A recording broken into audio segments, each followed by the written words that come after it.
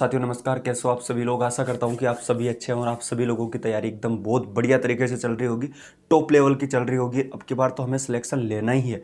काफ़ी टाइम हो गया यार, पढ़ते पढ़ते पागल हो गए हम। अब की बार तो ठीक है, अब की बार हम सिलेक्शन ले ही लेंगे। तो सभी रेडी हो सिलेक्शन ले लेंगे लिए? अगर हो तो बिल्कुल यस लिख दो कमेंट में। और आज आपकी सिलेक्शन को चार चांद लगाने वाला हूँ मैं। और आज करंट अफेयर्स पढ़ने का तरीका बताऊँगा बुक से।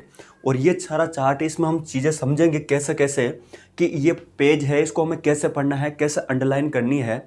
और ये आपके सवाल थे, कैसे पढ़े फ्रॉम बुक से। दूसरी चीज़, याद नहीं होता सर, फैक्ट कितने ज़रूरी हैं, फैक्ट को कैसे अंडरलाइन करें ये भी बताऊंगा। रिवीजन कब करें और कैसे करें, सारा कुछ इंपॉर्टेंट बता दूंगा।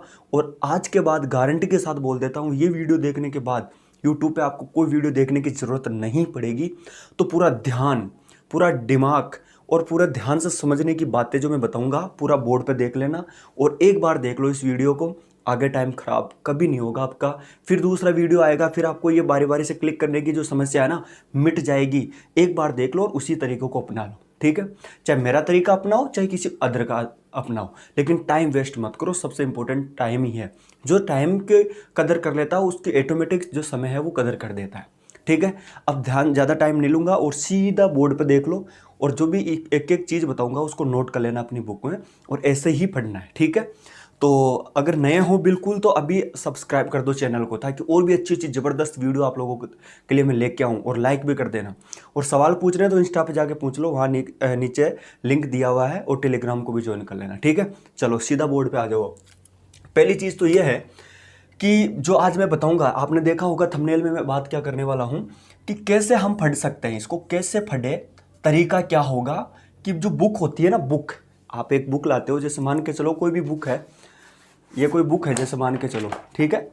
अब ये कोई बुक मेरे पास पड़ी हुई है, आप कोई करंट अफेयर्स की अच्छी सी बुक आप लेके आ गए, ठीक है। अब उस बुक को कैसे रीड करोगे, उसको तरीका क्या है, उसके पेज को कैसे अंडरलाइन करोगे।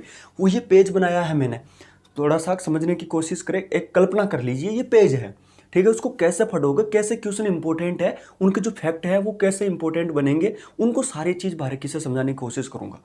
देखो, सबसे पहली इंपॉर्टेंट चीज़ तो ये कि कैसे पढ़े, तरीका फ्रॉम बुक से। और वो यहाँ है, अभी समझाऊंगा, थोड़ा सा सब्र रखें। दूसरी चीज़, फैक्ट कितने ज़रूरी हैं, जो आपको पता होगा। कोई भी क्वेश्चन आता है उसके फैक्ट भी आते हैं, उसकी पूरी डिटेल आती है, उसकी पूरी रामायण आती है। वो रामायण क्या सारे काम की होती है क्या, वो भी बताऊंगा। समझने की कोशिश करें। अंडरलाइन कैसे करें, ये इंपॉर्टेंट है। अब अंडरलाइन किसको करोगे, फैक्ट को तो करोगे, ठीक है। दूसरी चीज़, जो रिवीजन है वो कब करें हम, कि जैसे मान के चलो आपने पूरी बुक पढ़ ली, पूरे उसके पेज पढ़ लिए, तो अब रिवीजन कब करना चाहिए, या फिर हैंड टू हैंड रिवीजन करना चाहिए। जैसे मान के चलिए आपने आज 5 पेज पढ़े, क्या 5 आज ही रिवीजन करना चाहिए, या फिर एक वीक बाद में करना चाहिए, कैसे करना चाहिए, सारी डिटेल बताऊंगा, है। तो चैनल को अभी से सब्सक्राइब कर दो, ठीक। तो सबसे पहले बात कर लेते हैं कैसे पढ़े, ठीक है। इस पर बात कर लेता हूँ पहले। देखिए, रिवीजन वाली बात एक बार पढ़ने के बाद में बताऊंगा। अंडरलाइन, ये भी आपको एक बार पेज समझोगे, इसमें सारी चीज़ें क्लियर हो जाएगी। फैक्ट कितने ज़रूरी है वो यहाँ सारे क्लियर हो जाएंगे आपको। तो इस पेज को थोड़ा सा समझने की कोशिश करें, ठीक। अब देखिए, मान के चलिए ये आपके सामने एक पूरा पेज है। आपने बुक लाया, मार्केट से आपने बुक परचेज करी, कोई भी बुक लिया ना, ये फालतू की बातें है जी, कौन सी बुक सबसे बेस्ट रहती है, कौन सी नहीं है। मैं गारंटी के साथ बोलता हूँ, एक बुक लियो और ऐसी बुक लियो जिसमें सारी बातें दी हुई है। आप खुद पढ़े लिखे हो, आप खुद समझदार हो, एक बुक लियो। अरे सारी बुकों में कॉपी पेस्ट होता है, क्यों खामखा भ्रमित हो रहे हो। अजी इसने मुझे ये बता दिया, सर जी इसने मुझे ये बुक बताई है, मैं कौन सी लाऊं, मैं कन्फ्यूज हूँ। बुक के तो बहुत सारे ले आते हो, पढ़ते कोई एक नहीं। एक बुक लियो, 10 बार पढ़ लो, काम हो जाएगा। दूसरी चीज़, पेज, ये पेज है, ठीक है। मैंने पेज बनाया है, ये पेज है, और उस मान के चलिए उस एक पेज में 3 क्वेश्चन है, ठीक है। आपने मार्केट से बहुत अच्छी बुक खरीदी है, मैं उम्मीद करता हूँ। और उसमें 3 क्वेश्चन है आपके, मान के चलिए। पहला क्वेश्चन है, कोई भी क्वेश्चन होगा XYZ, नीचे उस क्वेश्चन का फैक्ट होगा। अब देखिए, मान के चलिए कोई भी क्वेश्चन XYZ क्वेश्चन आ गया और नीचे फैक्ट आएंगे, तो क्या सारे फैक्ट आपको रटने जरूरी है क्या। अगर सारे फैक्ट याद करने लग जाओगे तो फिर बाकी सब्जेक्ट कैसे पढ़ोगे, गलत बात। तो आप खुद समझदार हैं कि उसमें इंपॉर्टेंट कौन से फैक्ट निकल रहे हैं। अब देखिए, ध्यान से समझना, थोड़ा सा कोशिश करता हूँ आपको आइडिया देने की कि इंपॉर्टेंट फैक्ट क्या होते हैं। देखिए, सबसे इंपॉर्टेंट चीज़ तो है कि जैसे मान के चलिए कोई योजना आ गई, कोई योजना का क्वेश्चन आ गया कि जो सेंट्रल गवर्नमेंट ने उसको लॉन्च किया। तो सबसे पहले ये कि उसका कौन सा जो डिपार्टमेंट है, कौन सा जो बोलते हैं उसको, जो मिनिस्ट्री है वो कौन से उसने लॉन्च करी है, पहली चीज़ तो। दूसरी चीज़, उसके जो उद्घाटन करता है, मुख्य रूप से कई बार क्वेश्चन आ जाते हैं कहाँ पर वो योजना उद्घाटित की गई है, वो किस प्रोडक्ट से रिलेटेड है या किस से संबंधित है, वो फैक्ट आपको अंडरलाइन करने पड़ेंगे। क्या क्या, वापस रिवीजन करता हूँ। एक तो किस मिनिस्ट्री ने वो लॉन्च करी है, पहली चीज़। दूसरी चीज़, कहाँ वो उद्घाटित करी है, दूसरी चीज़। तीसरी चीज़ ये है कि वो किस से रिलेटेड है। चौथी चीज़, उससे किन राज्यों को फायदा मिलेगा, या मान के चलिए वो सेंटर की है तो किन लोगों को उसको ज़्यादा फायदा मिलने वाला। वो 4-5 चीज़ें इंपॉर्टेंट, और उसके एक इंपॉर्टेंट डेट और एक उसकी थीम जो इंपॉर्टेंट है। ये 4-5 फैक्ट होते हैं जो आपको उस योजना से रिलेटेड रटने पड़ेंगे, ठीक है।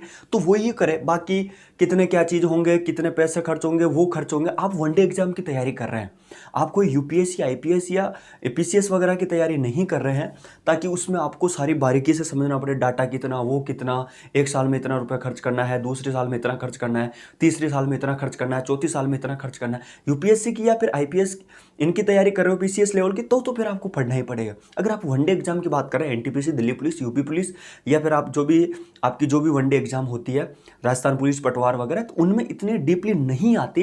इन बात को समझो। कई लोग तो इसी में भ्रमित होते हैं, बुक लिया थे, मैं क्या पढ़ूं जी, मेरे तो कुछ समझ में नहीं आ रहा, ये भी छोड़, उनका मन ही नहीं करता छोड़ना। और आज एक चीज़ और बता देता हूँ, पढ़ने से ज़्यादा छोड़ना भी इंपॉर्टेंट होता है आज के टाइम में, तो उसी को बोलते हैं स्मार्ट स्टडी। तो इन चीज़ों को समझिए थोड़ा, मैंने आपको बताया। तो उसी 4-5 जो फैक्ट है, वो नीचे फैक्ट है, उसको आप क्या करेंगे, कोई भी पेन से, अब सब बड़ी भूल तो ये जी, हम तो वाइटनर वो बोलते हैं उसको, हाइलाइटर लेके आएंगे और उससे हम तो वो करेंगे। अरे क्या उसकी ज़रूरत है, क्यों 20 रुपये, पेन से नहीं कर सकते आप, अंडरलाइन पेन से कर दो नीचे, क्लियर खत्म। ये तो नई नई सुविधा आती है, उनमें आप फंस जाते हो। पुराने लोग जो स्टडी करते थे उनको मत भूलो, वो उनके पास इतने संसाधन नहीं थे, वो भी तो पढ़ते थे। नई नई सुविधा आ जाती है, उसके पीछे भाग जाते हो, ऐसा नहीं करना, ठीक है। चलिए सीधी बात कर लेते हैं आप। तो फैक्ट मैंने आपको बता दिया, फैक्ट को जो फैक्ट होते हैं, फैक्ट्स लिख देते हैं, तो वहाँ पे जो नीचे है उसको आप अंडरलाइन कर दो 4-5 पॉइंट को, और जो क्वेश्चन है इंपॉर्टेंट जो योजना है उस क्वेश्चन को ही उसमें कर दो नीचे अंडरलाइन। पूरे क्वेश्चन को अंडरलाइन मत करो, वो जो क्वेश्चन है, क्वेश्चन में जो वो योजना, उस योजना का नाम है, उसको अंडरलाइन कर दो, ताकि जैसे दूसरी बार उसको आप खोलोगे, आपका सीधा जो आपका माइंड है, आपकी आंखें उस अंडरलाइन पे ही चली जाएगी, बाकी चीज़ें आप पढ़ ही नहीं पाओगे। तो सीधा क्या होगा, इससे आपको फायदा मिलेगा, रिविजन में आगे बताता हूँ। दूसरी चीज़ जो जैसे दूसरा क्वेश्चन आ गया, वही करना है आपको। इंपॉर्टेंट जो भी क्वेश्चन होगा, इंपॉर्टेंट बात उसको अंडरलाइन कर दो, उसके 4-5 फैक्ट है वहाँ पर अंडरलाइन कर दो। क्लियर हो गई यह बात। तीसरी अगर मैं बात करूँ, तीसरा क्वेश्चन भी सेम आपको ऐसे ही करना है, और एक पेज आपने कंप्लीट कर दिया, उसको रामेन नहीं बनानी, सारी चीज़ों को अंडरलाइन नहीं करनी है, फिर बाद में जब रिवीजन करोगे फिर बाद में फंस जाओगे। तो इससे अच्छा है कि आप एक बार ये चीज़ों को थोड़ा सा समझने की कोशिश करें, और एक बार शांति से पढ़ें, और उसको अंडरलाइन करते चले जाए, और एक बार सिस्टम से पूरे नोट्स बना के चले जाए। नोट्स बनाने का ये मतलब नहीं कि आप अलग से बुक में लिखोगे, कहाँ इतना टाइम अलग से बुक लिखने में, फिर उसका नोट्स बनाओगे, फिर उसको रिवीजन करोगे। थोड़ा सा स्मार्ट बन जाओ, टाइम को बचाने की कोशिश करो, ये टाइम ही तो है। तो उन चीज़ों को आप उसी में नोट्स बना लो, है नहीं, अंडरलाइन करते नोट्स बनाते चले जाओ। क्लियर ये बात। अच्छा, ये तो मैंने आपको बता दिया कि कैसे कैसे अंडरलाइन करनी है, तो ये फैक्ट आपको मैंने बता दिया। अच्छा, दूसरी चीज़, अब एक तरीका बताता हूँ। ये तो अंडरलाइन की बात हो गई सीधी, अब मैं आपको कैसे फटे। देखो क्या होता है, दो तरीके के लोग होते हैं, ठीक है। मैं आपको रिवीजन में इस दोनों चीज़ों को एक साथ रिलेट करके बता रहा हूँ कैसे फटे। अभी इस चीज़ को समझना। क्या होता है, हम कोई भी बुक लाते हैं, हमने अंडरलाइन कर दी, समझने की कोशिश करिए मैं क्या बता रहा हूँ। हम बुक लाते, अंडरलाइन कर दी, लेकिन उन क्वेश्चनों को क्या करते हैं, हम अपने माइंड में नहीं छापते।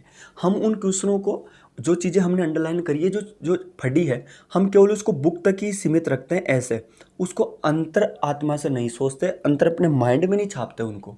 हम क्या करते हैं, क्वेश्चन दिख गया जी ये है, हम एक बार उसको बंद करके ये नहीं सोचते कि ये क्वेश्चन ये इसके फैक्ट है, ये आप अंदर एनालिसिस नहीं करते, उस क्वेश्चन को अंदर अपने माइंड में नहीं सोचते।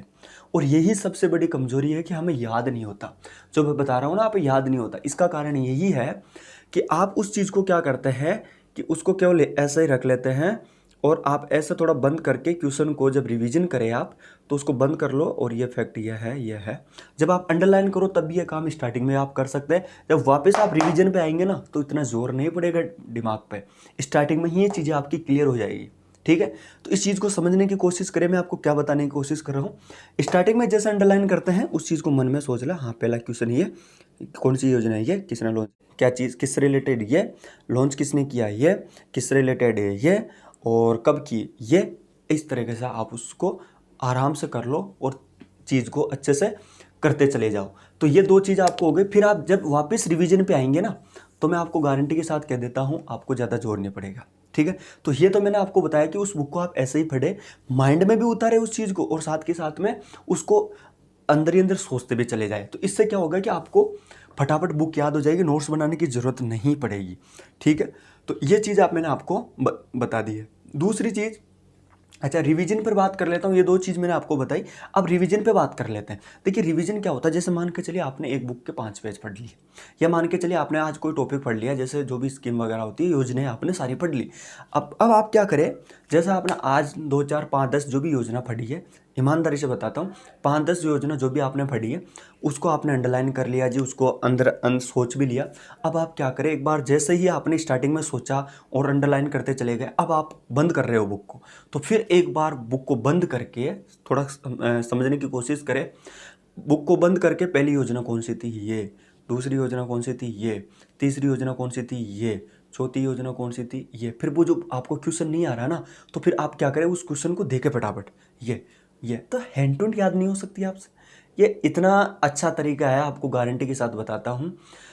आप एक चीज़ क्यों नहीं बोलते, भगत गुरु राजगुरु, आपने पता होगा कि और भी कई ऐसे लोग थे जिन्होंने इतनी इतनी बुकें पढ़ दी। अम्बेडकर साहब, महात्मा गांधी जी, इतने सारे लोग थे, उन्होंने तो कितनी सारी बुकें पढ़ी है। और हमसे छोटी छोटी करंट अफेयर्स की, लूसेंट वगैरह, ये बुकें याद नहीं होती।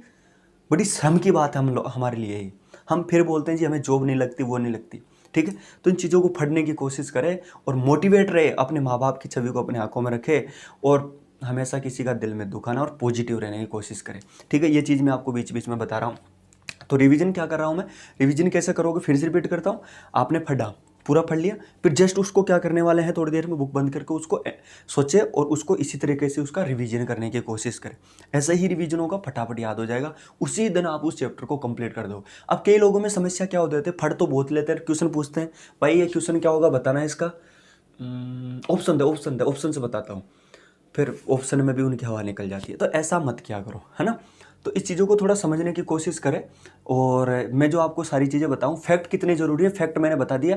4 से 5 फैक्ट ही ज़्यादा इंपॉर्टेंट रहते हैं, जो मोस्टली मैंने आपको बताया। वनडे एग्जाम्स के लिए मैंने अंडरलाइन करने का आपको मैं तरीका बता ही चुका हूँ, रिवीजन कैसे करना बता ही चुका हूँ, याद नहीं होने वाली प्रॉब्लम मैं बता ही चुका हूँ। बुक को बंद करके उस टाइप से समझिए, और पढ़ने का तरीका जो आपको मैं बता ही चुका हूँ कैसे, और इस तरीके से इसको अंडरलाइन करनी है। ये आज का करंट अफेयर्स पढ़ने का बेस्ट तरीका। एक बुक लिया ना और उसी को बारी बारी के पढ़ता रहना, और गारंटी है नहीं पार हो जाएगी। अदरवाइज काफ़ी सारी बुक लिया ना रूम में, इकट्ठी कर लेना। आज इस यूट्यूबर ने ये बुक बताई, आज इस यूट्यूबर ने ये बुक बताई, आज इसने ये बताई, लाके एक जगह इकट्ठा कर लेना, और कोई मतलब ही नहीं, पढ़ने में कोई फ़ायदा नहीं है। ऐसे पढ़ते रहना, करते रहना, एग्जाम आएगी नहीं, उम्र आपकी उम्र भी निकल जाएगी, फिर बोले जी जो भी नहीं लगी जी ये काम कर लेते हैं। अरे यार थोड़ा समझ जाओ, पढ़े लिखे लोग हो, सभी कुछ कर लो आराम से, ठीक है। उम्मीद करता हूँ अच्छा वीडियो लगा होगा आपको। अगर लगा है तो ये तो कर ही दो, बहुत मेहनत होती है, पसीना भी आ रहा, पंखा बंद करके आप लोगों के लिए वीडियो शूट किया मैंने। और इसको आगे शेयर भी करते चले जाओ, बहुत ज़बरदस्त वीडियो आने वाली है चैनल पे, आगे मैं प्लानिंग कर रहा हूँ, तो अभी से इसको सब्सक्राइब करके रख सकते हैं, ठीक है। धन्यवाद।